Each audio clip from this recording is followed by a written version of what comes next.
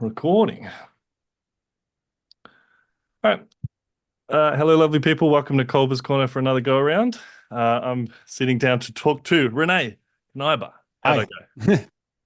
Feel free to correct me if you'd like. Oh yeah, it's perfect. All right, Perfect. beautiful. It's like you're an actual Dutch man. Maybe things had been different. All right, so you've got a new book out, Formative Action. Is there a subtitle in there that I've missed? No, formative action from instrument to design. From That instrument would to be the full design. title. Yes. And your other two co-authors were? I have three co-authors. So it's Dominique Sluijsmans. We also have Valentina Devid and Blanca Wilde López. Beautiful. The Yeah. first question's super easy. Take us through a little bit from your professional career. Were you born a teacher? How did, what happened? Talk us through it from the start if you could.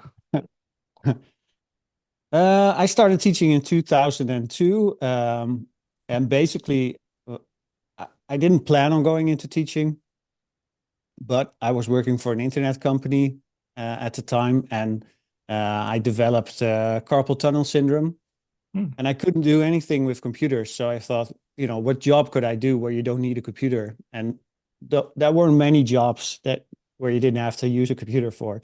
So so I wound up in front of a classroom without any preparation, and I started giving mathematics to in vocational track.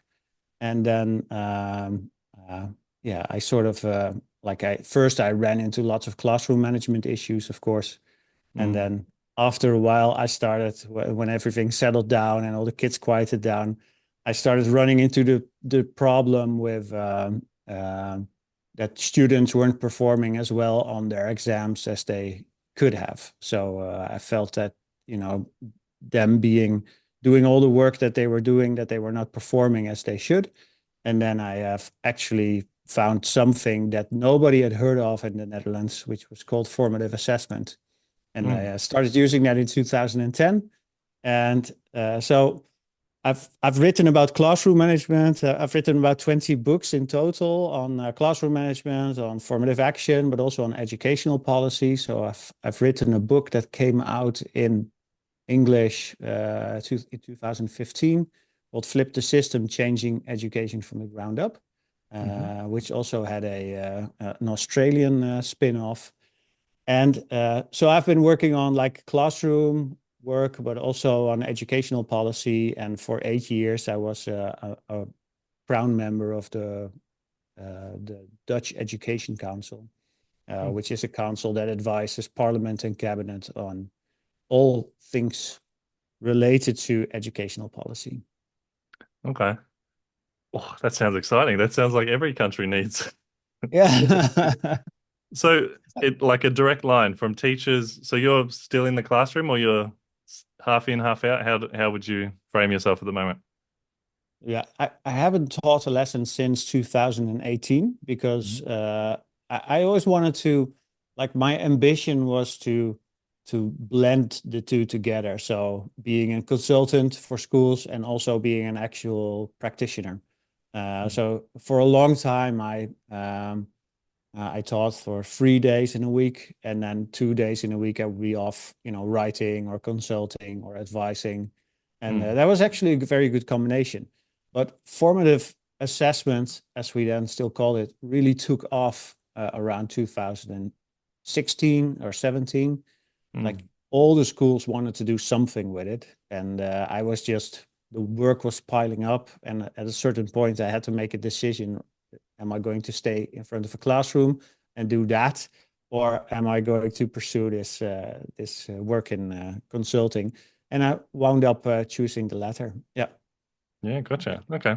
And so can you explain the Dutch Council to me? Because that sounds like something I'd like in Australia, but it Yeah. sounds unheard of here. How does it work? Like, how do you become Oh, yeah. involved? And Yeah. So that's a super interesting story. So, so hmm, in like a little over 100 years ago, there was like a political negotiation where women got the right to vote. hmm, And one of the things the conservatives got back was that there was freedom of education. So basically that meant that that means that the government is not allowed to interfere in education in schools. Right. Like it's very limited what they can actually do. So we have like an inspectorate that inspects schools, but they can only look at minimum demands. Okay. So it's a very so that has led in the last 100 years to a lot of interesting concepts like Montessori, and we have a lot of Montessori schools, Dalton schools, Jena plan. We also have how do you call them?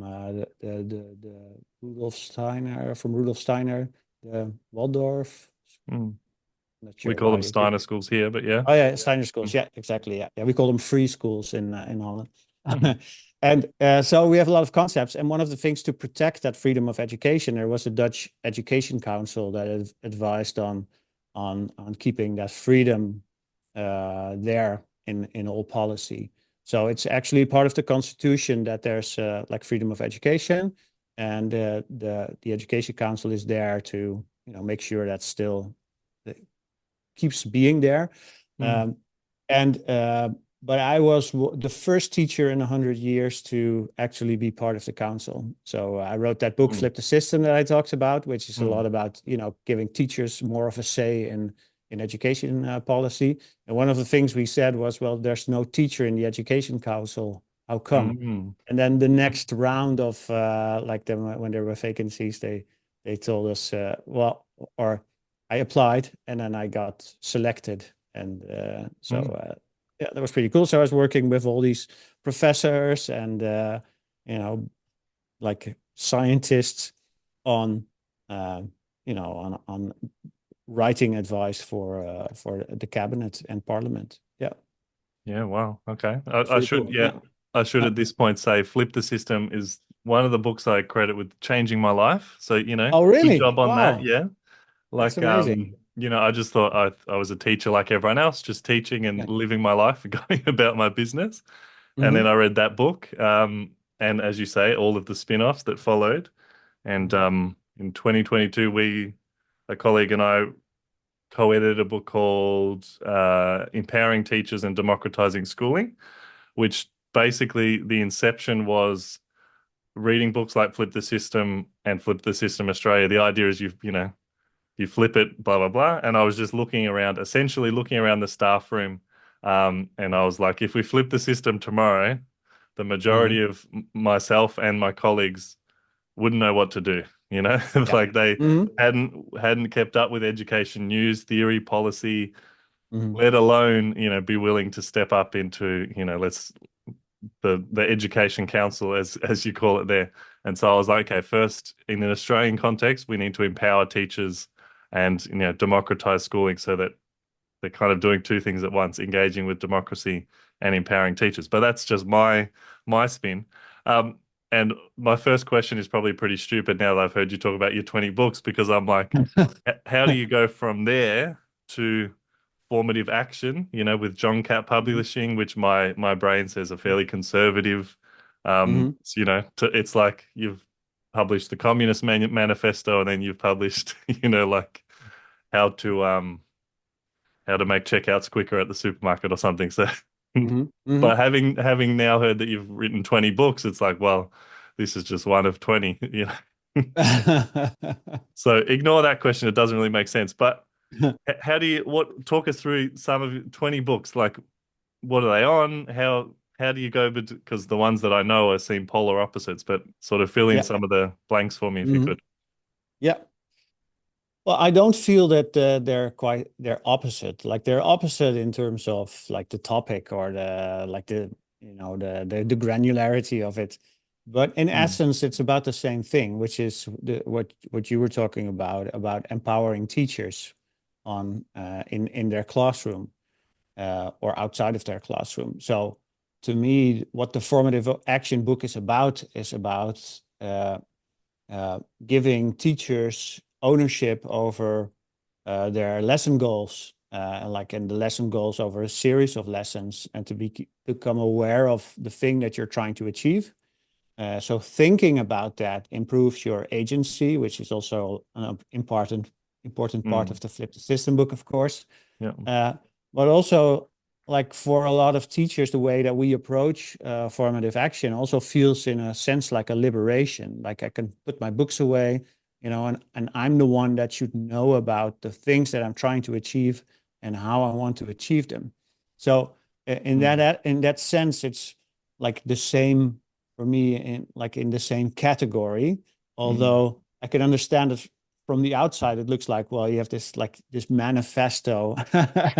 And the other thing is like, very much about classroom practice. Like, what are you going to do in that minute in your classroom in order to make it more effective? But to me, it's about like always in the same, within the same like agenda. Like it's just to empower teachers to do a better job. Yeah, I'm kind of setting that up as a false dichotomy, I guess, but just for fun. But yeah, it's to Yeah, me, well, it's yeah. like all teachers. It's like the first place that you find your confidence is through teaching, and formative action is the kind of thing, as you say, it's like reading it. I was like, yeah, this is the kind of thing where you as a teacher go, okay, I might not know everything, but I know all the things that are happening in this room within the minds of my students, and from there, I can then, like in your professional experience, I can take that from my classroom, go tell someone else about it, and then once you're doing that, it's like that's, I don't know, it sounds stupid, but that's the pathway out of the classroom. Not in a job sense, but you've got your practice, you've achieved it, you've nailed it down, you feel like it's really good, and then you go and share it with someone else. Mhm. I don't know. Does that fit with your experience starting from the classroom working out or? Yeah. So for me, formative action is uh, like the model that we made in our book. So we made a 5-step model. That's actually useful to have better conversations with your colleagues on how to uh, how you would implement formative action in your lessons. So it's like the basic structure. You can fit it on any subject that you teach or any grade that you're teaching. So it's right. So that's one of the things that's helpful. But what we felt was really important in our shift from going to formative assessment to formative action is that you need to make predictions on the things that your students are going to struggle with. And what we found out is that it's very helpful to discuss that question with your colleagues, because your colleagues might have different opinions on what your students might struggle with. So in the end, if you have like a good uh, discussion with your colleagues on, like, I'm going to cover this in my lesson, what are the things that they're going to struggle with, you're going to come out with a rich picture of what those struggles are going to be, and it will be a lot easier to collect the information that you need in order to adjust your lesson accordingly. For sure. I feel like you need to provide us a bit of context on your country and how it works, because Yeah. the book speaks about, like, and you said yourself, the work was piling up from formative assessment. How, I don't, and it's obviously a hard question, but how did kind of formative assessment hit and kind of become the thing? Like, how did that happen, and how were you so well placed within that sort of movement? Mm. It's that's also a very interesting question.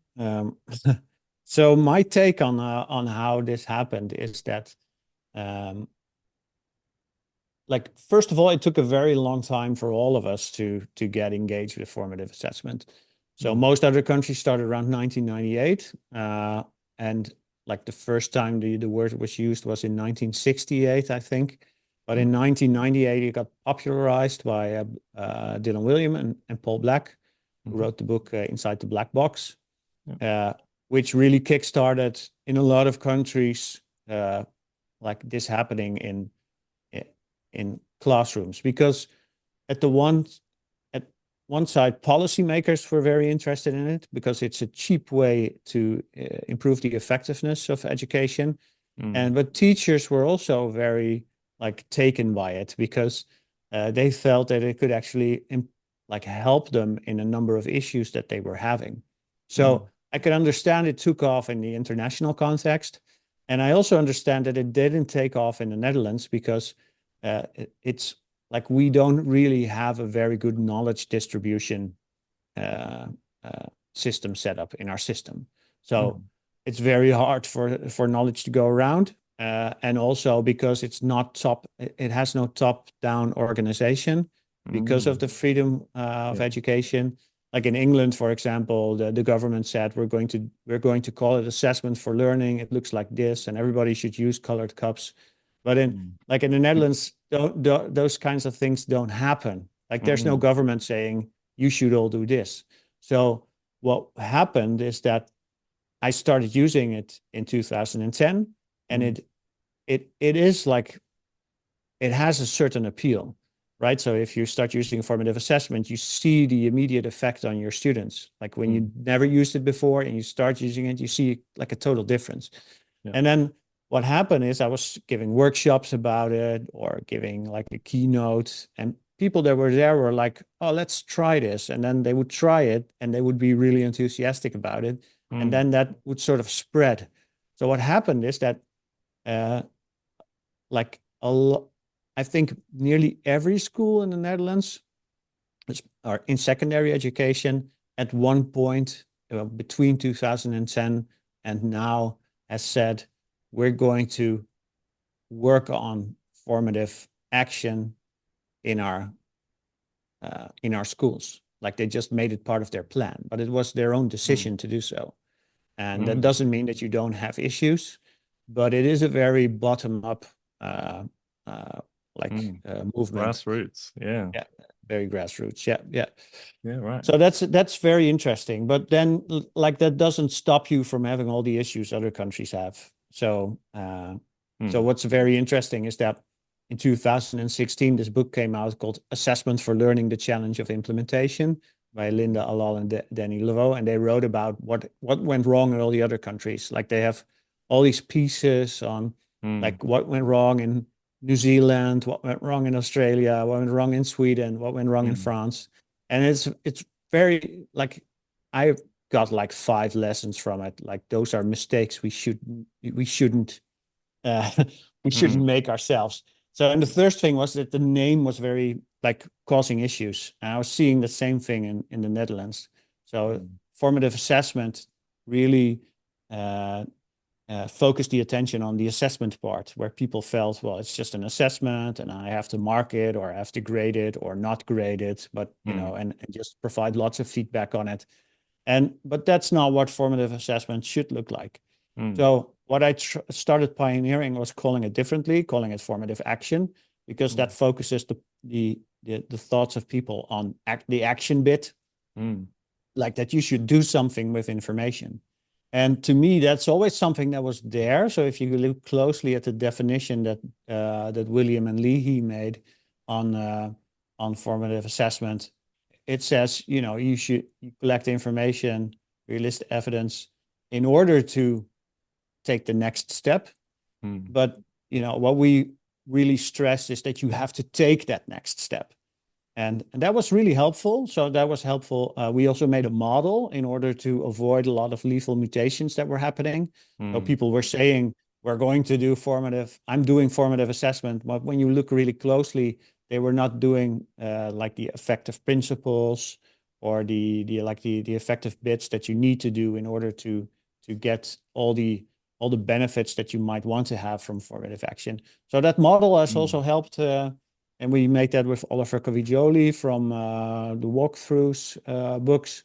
And he's done a really good job of helping us turn all our ideas into like a 5-step model that just, if you just take all these steps, you know, it'll work. So that has been very interesting.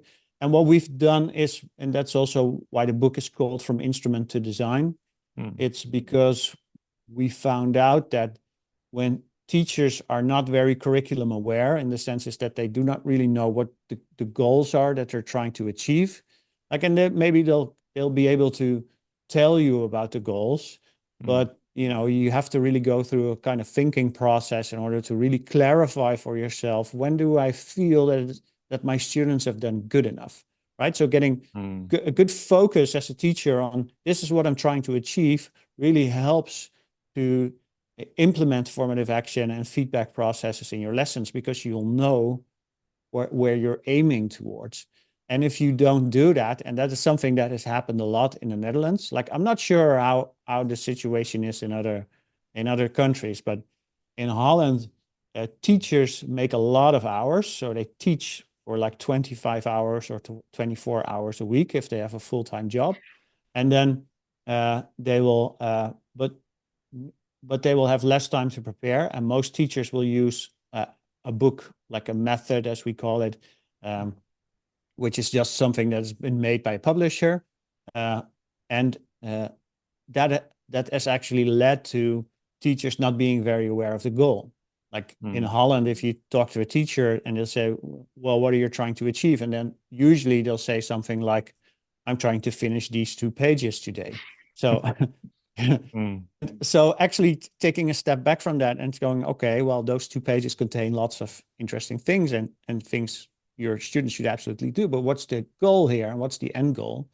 That has really helped shift for a lot of teachers their practice and what they're trying to do, and also seeing more sense in putting formative action in their lessons. So, and that's also something we got from that book, from Assessment for Learning, is that, or the challenge of implementation, is that they found out that if you do a curriculum mapping with teachers, then afterwards they'll be way more able to and see more opportunities for formative action in their lessons.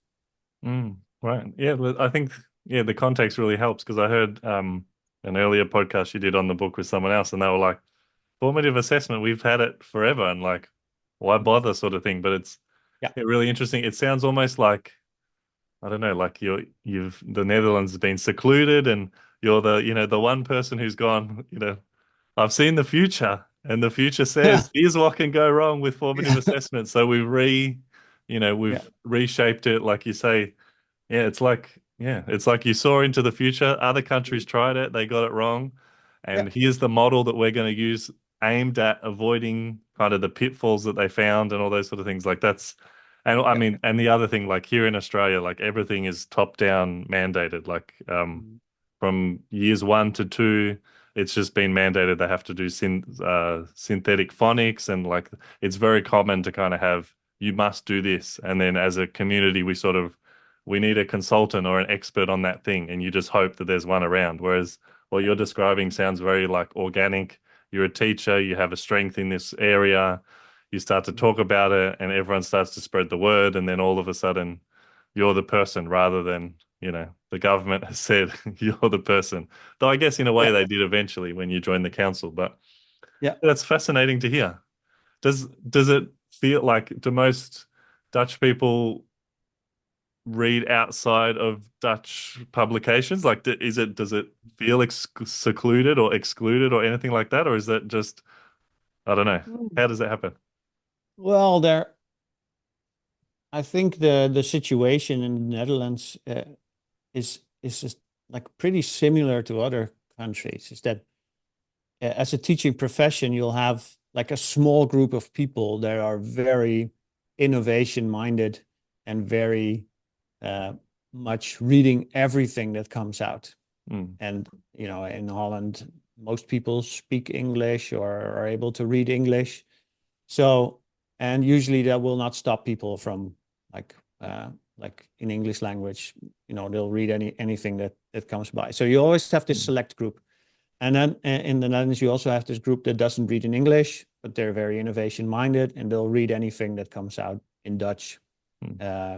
But that's also like a small group, just like in other countries where you'll have like a small group being very active on social media, reading and spreading and etc.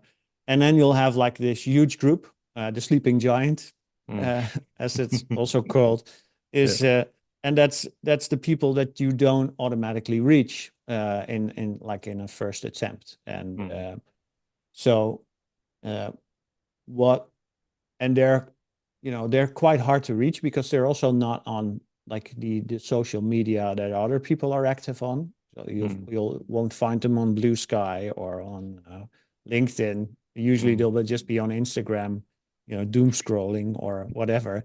And then so it's a harder audience to reach. But I felt that what we've done in the Netherlands is for example, our formative action book is freely available there for download. So you can just get a free PDF. And also some other books that I wrote are available just as a free PDF. And that has actually helped spread like the word in a sense.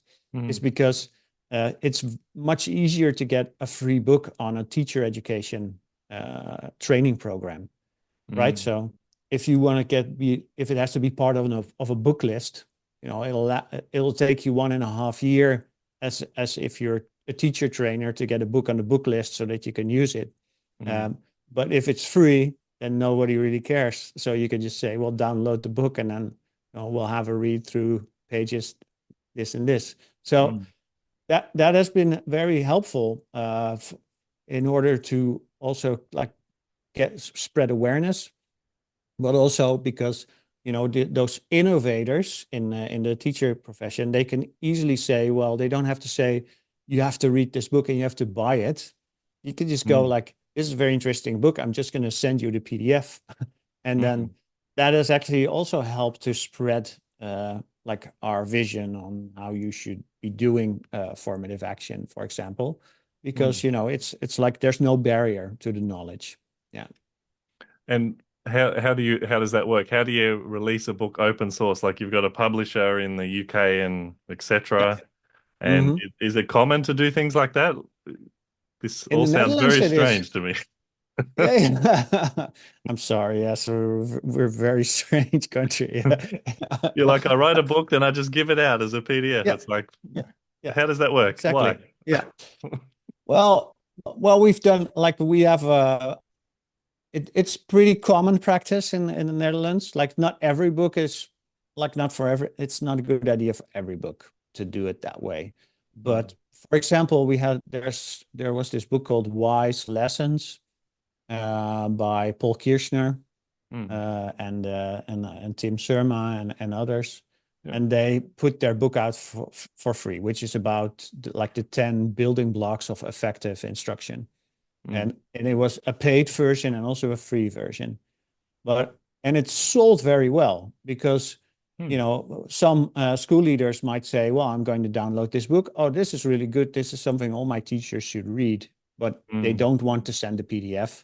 So they'll just buy the book because they'll have a budget and go like, so in a way, like it's not necessarily that you sell more books, but I think that it's very much appreciated if it's freely available. And, you know, usually if you have a free book available, for example, that people just can just, you know, read and get a sense of the story that you're trying to tell, it'll lower the barrier for inviting you to speak at a school, for example. So, you know, in a lot of ways, it has been helpful to do so. And it's a kind of a strange business model, as you said, but we feel that in a lot of ways, it's very much appreciated by teachers and school leaders that you put stuff freely out there. And then people will associate your name or the work you've done with a particular theme or subject. So, you know, and once people have visited your site often enough, because you also have free blogs and like a podcast and etc., then at one point they're going to say, well, we want to do formative action, and who are we going to call? And then and then that's me, yeah, or one of my colleagues, yeah. Yeah, right. And so the other thing that as we're talking, and you're probably like, let's talk about the book more, but I'm just fascinated by how no, I love it. all No, this please do. works. Yeah. It's so why are you not a doctor? Why didn't you go and do your PhD, or have you already? And how does 20 books and, you know, academia fit into it? In Australia, you would be an academic and that's where you would go. But I don't know. How does that work for you? Well, yeah, I think it's because I'm the worst student there. I'm very bad at studenting, yeah, as Gerbiesta calls it. Yeah. So I'm like, I tried to study something. So I tried journalism for half a year because I wanted to write. And then I found out that during that study, you didn't really write that much at all. So it was just about laws and history, and like it was really boring. So I quit after half a year, and then I went to do chemistry, because I was always good at chemistry. But yeah, it just like I was more busy. Like the internet had just like I got broadband internet on my university, which was something that was totally new. And then I also played in a band, and I started this record label internationally. So I was just being busy being an entrepreneur, and not really being busy, being studying about like organic chemistry or or whatever, or thermodynamics.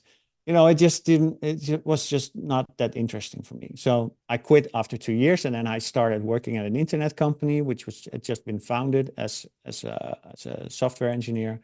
But I got carpal tunnel, and then I got in front of the classroom, and only after after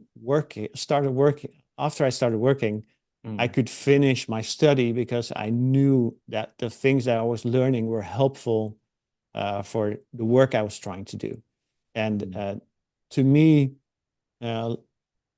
like I understand research, and I have a ton of books here, and I can fast read through all of them, and I could probably be an academic, right? But for me, it's very important to always turn the things that I'm reading into practice. Like it should be something that's useful for teachers.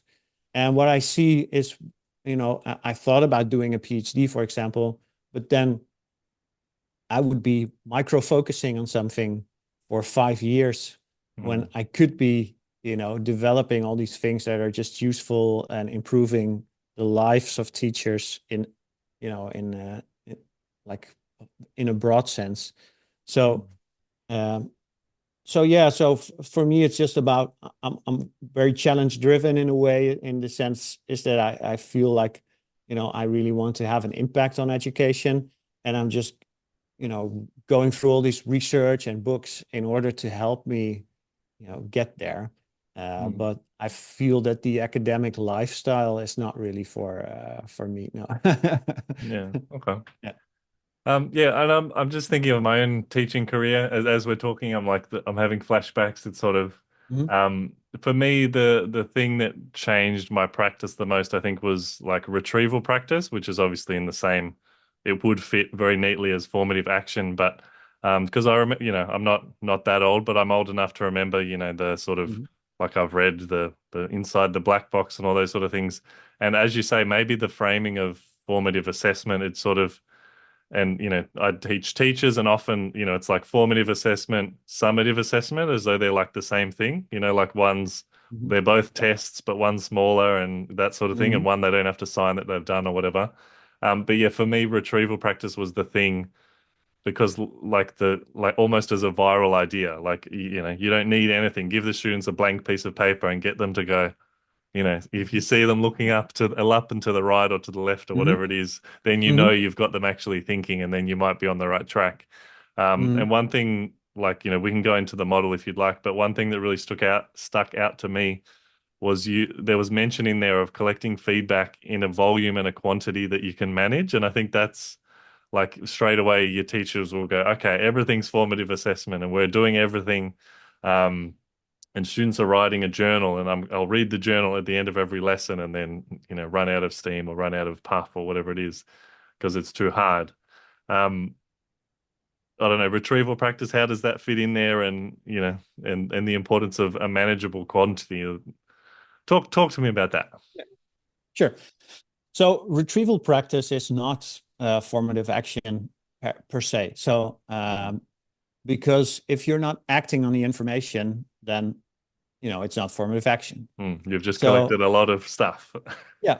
But retrieval practice is very effective. Like, so if you just have your students retrieve something, like give them a blank sheet of paper and let them do a brain dump, or or whatever activity, like have a retrieval grid, you can do lots of things, and they can check themselves, or you might not even tell them what the right answer should be. It's already effective, right? So it's the retrieving that's the effective part of it.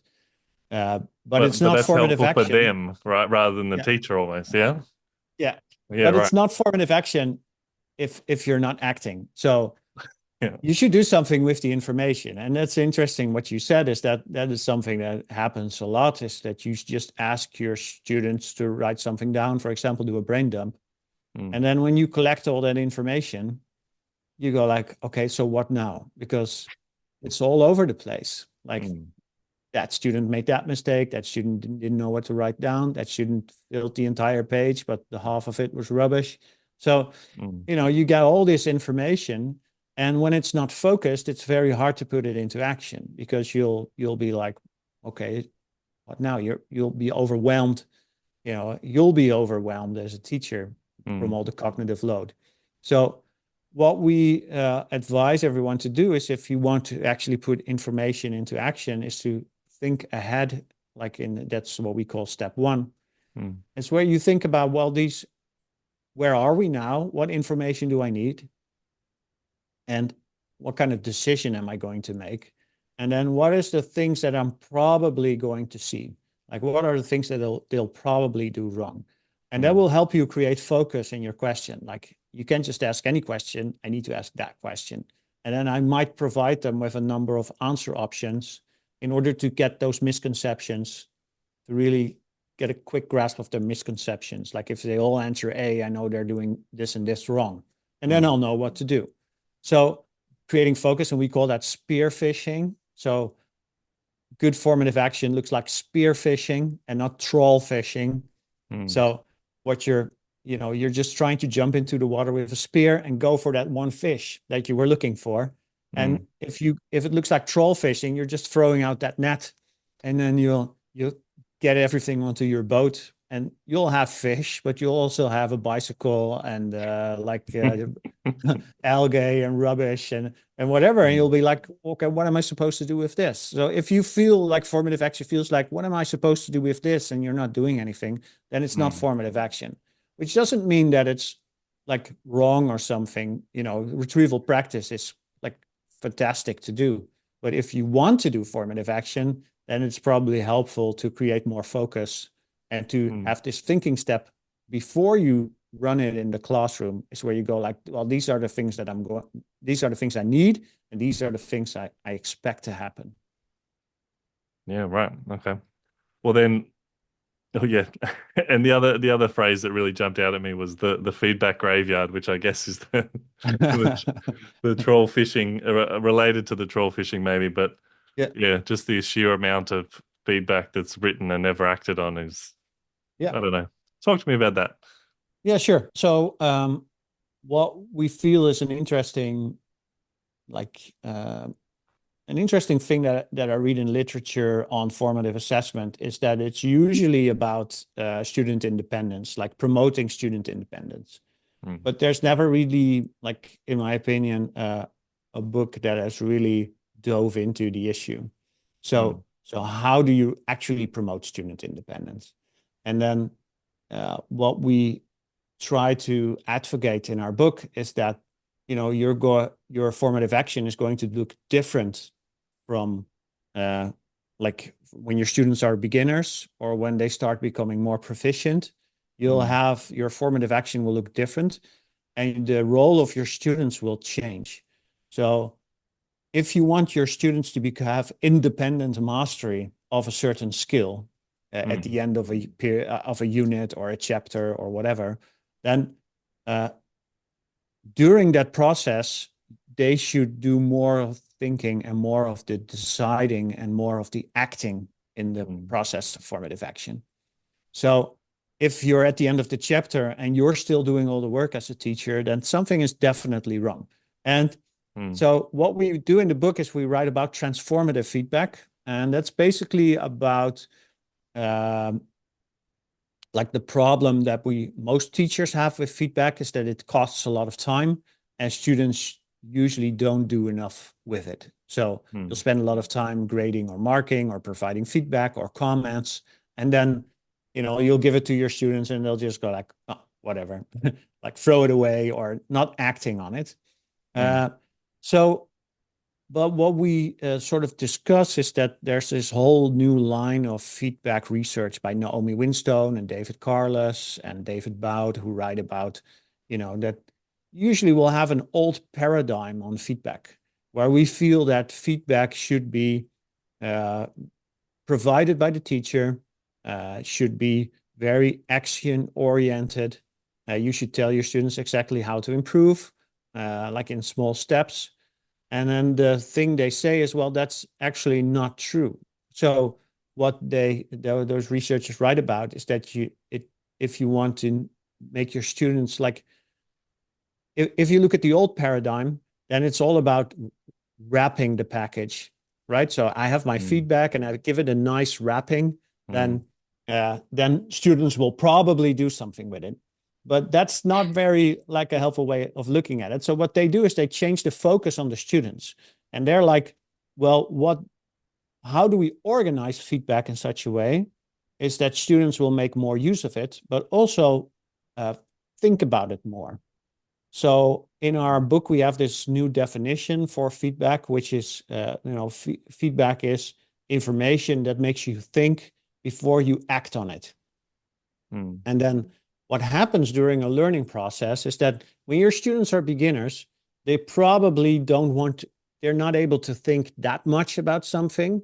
So you'll probably be more like action oriented in your feedback, like this is the thing that you're going to need to improve, or just a small thinking step. But the further they get along, and you have the expertise reversal effect, is that you need them to think a lot more for themselves in order to get to an action step. But there always needs to be that action step. So, and that's what we call a landing space in the book, is that feedback always needs a landing space. So as a teacher, there are two things to consider. So the first thing to consider as a teacher is what do I need my students to think about? And the second thing is, how can I see in an action they took is that they actually thought about the feedback. So, and you always need those two things. And what we usually do wrong is that we give feedback, but there's not actually a landing space. So we'll say, well, here's your feedback. And then I hope you make good use of it in 3 months' time or something. So for students, it should be always very clear what they should be doing with the feedback and when. And should they just improve on their work? Should there be is there a new assignment they should be working on? So we always in the book we have this combination, and it's also about action, of course, but it's like when you're giving transformative feedback, then you really want them to think about it. And so it's like a new approach to thinking about feedback in a lot of ways to make it more and also to avoid that pitfall of the feedback graveyard, where you just you mark a lot of work or you spend a lot of time on it, and then students just throw it away, and nobody ever looks at it. Yeah. So I'll talk you through a process I used to use, and then you can tell me how it fits or doesn't with your model. So traditionally it'd be, I'm an English teacher, so we read books and we write things. So on a Sunday I'd sit down, I'd mark all their papers, I'd write their feedback. As you said, the wrapping in Australia, we call it a feedback sandwich, or sometimes a shit sandwich, which is like, René, that was wonderful. I loved your quotes. You didn't finish and you didn't score any marks.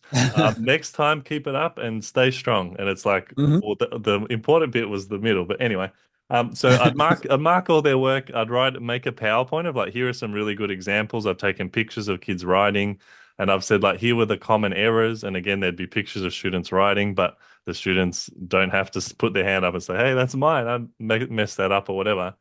And then I realized it was very much the feedback graveyard. I'd present and I'd say, this is what lots of people did wrong. And the kids that had got it right thought, oh, well, who cares? And the kids that had got it wrong said, yeah, I got it wrong. I got a 0. So who cares? And then as I went on in my career, I started just using the feedback presentation PowerPoint at the start of the unit and saying, here's what we're going to do. Here's a really good example. And here are some common issues that have happened in the past. And here are examples of good examples and bad examples, examples and non-examples, I guess, as a way to almost be like, it's not feedback anymore. It's just like, it's Mm. just, here's what's going to happen and here's Yeah, how you yeah, might go wrong. And yeah. then, I don't know, does that fit in your model or not? Or is that, I don't know, just Well, giving you it is. something to talk to? It's feedback. As I said, as the definition we have is feedback is information that makes you think before you act on it. It's like the perfect example of providing them with information that will make them think, and then having to act on it. Like you said, this is the things that are going to happen, so they'll take it into account. But what you've actually described, like I can say two things about it. So Mm, uh, the first thing would be that this is probably a good example of what we call sense for quality, is that you start off like a lesson or a learning episode by showing examples of the end product, and then or exemplars, I should say, with either good or slightly good, but they're contrasting in a certain way where you could show, well, this is the thing that you're supposed to do, this is wrong, etc. And that helps them create a sense for quality, which makes them more independent and more able to handle feedback, like in the senses that they can better give it and be better at giving it and be better at receiving it and better at acting on it. So in a way, your example is like an example of sense for quality. But what we also found interesting is that there's like research by David Nicol from Scotland, who mm, writes about feedback through examples. mm, And so what you could do is you could say, well, I'm going to give you feedback, or somebody else is going to give you feedback. But what you could also do is you could, for example, if you write a letter or something, a student writes a letter, and then you'll give them a few examples of other letters, and then you'll have them look at the other letters and then provide feedback for themselves. Like, okay, you've seen these other letters now, and now how do you feel about your own work? And then what David Nichols says is you have to have students make it really explicit what they learned from these other examples. But in a lot of ways, they create 16 times more feedback for themselves than if anybody else had told them how to improve. mm, So that's also something that you could use, is where you don't use it at the start of like a certain unit, mm. but you could go like, well, you've tried your first attempt. Let's look at a few examples of last year on what went wrong and what went right, and see what you can learn from those things. Yeah. Mm. Yeah, that's fascinating. As I was reading that section, I was thinking this is like, yeah, Dave, I didn't know the name off the top of my head until you said it, but yeah, it's his work is like the power of comparison or something because Yeah. you've got like in an Australian context, 25 teenagers who could tell you, who in the room is the coolest, who has the best fashion sense, who is the most Mhm. attractive, blah blah blah blah blah, and then you say to them, but you can't tell what's good in your work. We'll tell you because Mhm. instead, like we should just be harnessing the power of comparison that is innate to their, adolescent brains and so much more. An interesting challenge. How would you feel about, so when they're getting a sense of quality and you're using that comparison, how would your model feel about you then introduce an AI example that of course is terrible because as we know, AI produces average mediocrity. Mhm. Would that be a useful, or would that be a what's the There's phrase lots of phrase you use for the when it goes wrong? Uh, well, anyway. yeah. Well, there's lots of uh, things that you could do with AI in formative action. So uh, we've written a blog post about it, but it's not available in English yet. But so what you could do is it's like lots of things. So we have 5 steps in our model, and the first step is orienting and predicting. And what you could do is you could have AI help you produce like a good goal for the lesson or a good main goal for a series of lessons. Um, you could also have the AI help you predict problems your students might have. It's actually quite good at, even though it's never taught before, to tell you what are the things your students might struggle with. So that's very interesting if you need someone to spar with, like Mm, how am I going to, like, I think these are the issues, and then the AI might have interesting uh, and what you could do is AI could help you generate a question, and for example, answer options for it, or think about a certain way that you might have focus in your activity. That could help. And what could also be useful is AI is also very good at providing feedback. If you give it a good prompt and you give them your students' work and you would anonymize it, that is always something that I would encourage you to do. Then Definitely. you can ask the AI to write like a good, like a plus and a minus on like good, something that's good, something that could be improved on each student. And that could really help you. But I feel that you still would need to know what your students did, because sometimes the AI will do like hilariously, it'll make hilarious mistakes. Like the confabulation is like sometimes very wild, is that they'll go like, oh, this is a very good report on volcanoes in Indonesia. And then, but they'll have written something about like the drought in Africa or something. So it's like, sometimes it'll be really off. So you really need to know what it's about. But if you need like a quick summary or something else, can be really helpful. And, but it's still not something the AI can do on their own, and that you can feel safe about what they're doing. But as a sparring partner for processes, it's really helpful. Yeah. Yeah, gotcha. All right, as we round in on the hour, you took us to step 1, and then I keep taking us off on other parts. So take us through the other 4 steps, if you could. So yeah. Step 1 was think ahead, spearfishing, and so on. Do you want to take us through the others? Yeah. So step 1 is what we call orienting and predicting, or orient and predict is where you go like, well, this is where we are, and these are the problems that I anticipate. The second step is thinking and generating. So you need your students to think about something or retrieve something, and generate output, either on a mini whiteboard or like put their like vote with their fingers or write something on Padlet or whatever. But you need to be able to see what they were thinking. And then, because that is the input for the discussion you're going to have in step 3, which is interpret, communication, and decide, as we call it. So you interpret all the answers, you have a classroom discussion. So you'll ask them, what did you write down? Or you're trying to get more of a view on their thinking process.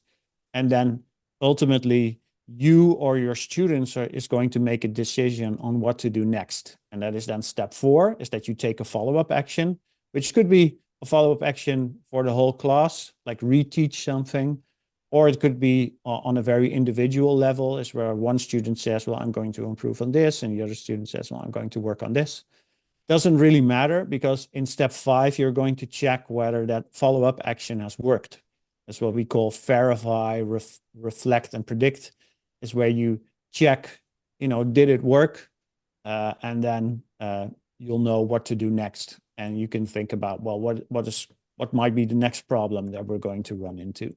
So if you want an effective process, you need to go through all those 5 steps. And especially what we see in practice is that teachers sometimes stop. So sometimes they'll skip step 1. Most of the time, people do step 2, where they think and generate something. In step 3, you might have an interesting discussion, but then sometimes it'll end there, and they'll go like, well, we've had a very interesting discussion. Let's just move on. And they're not doing anything with the information. So that's something that you might want to see in step, like that's something you always want to see, is that you actually do something with the information that you gathered. And then in step 5, you really need to check whether that has worked, because it's a very good experience for your students when they weren't able to do something in step 2, but then after some activity, they were able to do it. That increases their motivation. So that's not something that you would just leave out. It's very important that you do that. But it's also good for you, because you see what follow-up actions worked and didn't work. So to me, how we always talk about formative action is about that it's for improving the learning of your students. But in a lot of ways, it's about improving the learning of teachers as well. Because what you're seeing during a process is that you're trying to you're making a prediction about what could possibly go wrong, and then you might be off. You might have been misguided or just hadn't anticipated certain problems. So that is actually quite helpful for yourself as well. And also because you're discussing the mistakes that they made, you get a better picture of the things that they're struggling with, and you're also seeing what follow-up actions work and don't work. So in this process, you're not just helping your students, but you're also improving your own teaching, because at one point you'll be teaching that same lesson again, but now you'll be armed with all this knowledge that you gathered from doing formative action. So for me, it's also like like it's not only about improving the learning of students, but also about improving the learning of teachers. Mm. And would you prefer, in an ideal world, if you were the head of education, would you prefer formative action was done individually or in groups? Groups of teachers, I mean. Well, it's very helpful if all your colleagues also do it, because together you can create a culture where students feel that they are allowed to make mistakes during the learning process. And that is something that is quicker to achieve when all your colleagues do it. But it's not necessary. So I've been a teacher doing formative action all by myself in my school. And, it takes a little bit longer to get the students to where you want them to be, but it's not impossible. So, but in an ideal world, I want everyone to do this in their classroom. Yeah. Beautiful. All right. Well, that's on the hour. Thank you for your time. Talk us through name of the book, the authors again, so people can go buy it or get it for free in the Netherlands.